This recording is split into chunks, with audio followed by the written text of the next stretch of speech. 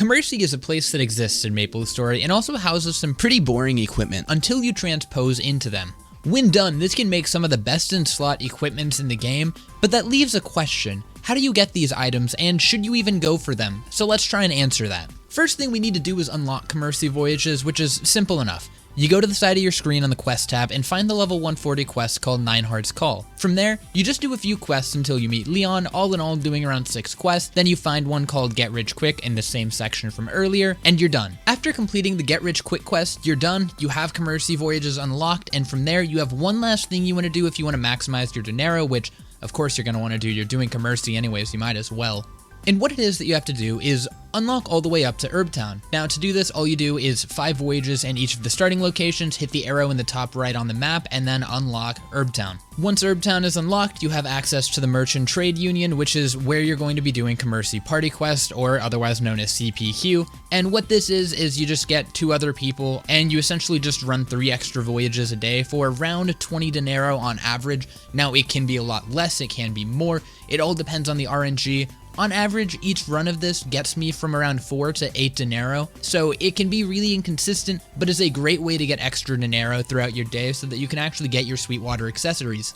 If you're going for dinero as fast as possible, then you just want to run 10 dulce per day, and honestly for most people that's all I really recommend. If you really want to look into min-maxing with this stuff, then you can easily do that. It's just, if you're already having trouble doing Commerci because you don't like how long it takes sometimes, then dulce is perfect for you because it doesn't have any of those endless waves that you can't just, immediately kill all the monsters through. So for most people, this is what I recommend. If you really want to try and maximize, you can do like 1 Rosa run per day, and then do the rest in Luna, because this will give you the highest amount of dinero. At least in my experience, especially for the time that you're putting in, it's very quick to get through all of these, like maybe 10 minutes to 15 minutes. Now, you may be listening to everything I said, or you've already gone through Commerci before, you've done part of it, and you just kind of quit, and now you're just wondering, why would I go through all of that hell? Like, why in a million years would I ever think about doing this? And to answer your question, it would probably be because you're a masochist, and you also want some really good equipment. Now, I know I said earlier that Commerci equips are pretty bad, and to be honest, when it comes to the Sweetwater tattoo, pendant, and all that stuff, base stats are pretty bad. The reason that they are very good and great best in slot gears, or really good for endgame in general, is that they can go up to 22 stars, and also, you can transpose into them. Now, transposing is done at this guy right here, which is just by the free market entrance, and what it does is it takes the stats of an item within level range and will transfer them onto the new item. Of course, that new item being your Sweetwater equipment, whatever it is that you're using, and the stats that get transferred include the potential, although it does reset it, and it includes the stars -1. If you're not on reboot, then it does also transfer to the scrolls. So, I mean, I don't play on reboot, so don't ask me there, but from what I've seen is you use a Reaper's Pendant into it because of the amount of scrolls that you can get. Obviously, that could be wrong, but that is what I've heard, so if you're not reboot, look into that a little.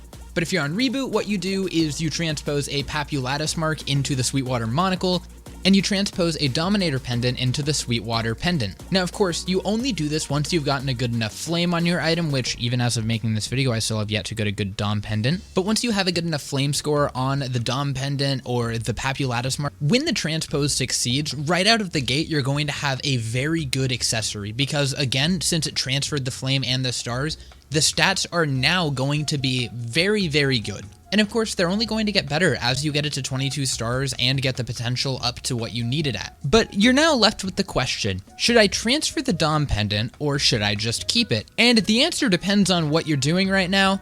Like, how are you? How you doing at home? How are you doing mentally? Do you want to go through the hell of Commerci to get this item and then just spend a bunch of dinero hoping that it transposes? Or would you rather just settle for the Dominator pendant that you have and also get like a superior Gollux Pendant and maybe in the future, if you're lucky, get a Source of Suffering? And I haven't even gotten to mention yet that transposing isn't even a 100% chance. Every time that you attempt to transpose, it costs 10 dinero and it's not guaranteed to actually transfer over. Now, of course, if it fails, you don't lose your items or anything, but it can still take you a while and quite a bit of extra Commerci doing to actually get a proper transpose going. And even though you are going to end with one of the best accessories in the game, it makes you question whether or not it's worth it. And that's the big question I'm trying to help you guys answer here, is that do you want to min-max or would you rather just skip it? And my answer for you is, if you don't like doing Commerci at all, just skip it. It's not a necessary endgame item. Now, it can be very good, but it can be a lot of time and resources that you may just not want to deal with. Now, there is one more thing to be said about the Sweetwater accessories, which is that compared to some other endgame pitched boss accessories that you'll be able to get, these ones are really easy to replace in case an item booms while trying to go for 22 stars. If you lose something like, say, a Source of Suffering or a magic eye patch, you're gonna have to hope that one drops. And whenever it comes to something like the Sweetwater Pendant, then all you have to do is get a Dominator Pendant, and then once you transpose once, you are done. You don't need to worry about getting another Dominator Pendant, only another Sweetwater Pendant if something happens to it, because even through the transfer hammer, it will still transfer the flame score over. So that's it for the video. If you guys learned anything or are now going to go and try and do Commerci, then let me know in the comments below. It's really interesting to see this kind of stuff. And I do want to mention that I kept saying suffer, but honestly, Commerci isn't that bad. Yes, it can be a bit time consuming, but it isn't a hard activity. It's not stressful. You just kind of go through it, which I know that can be a deterrent for some people. It's very boring, so why would you want to do it?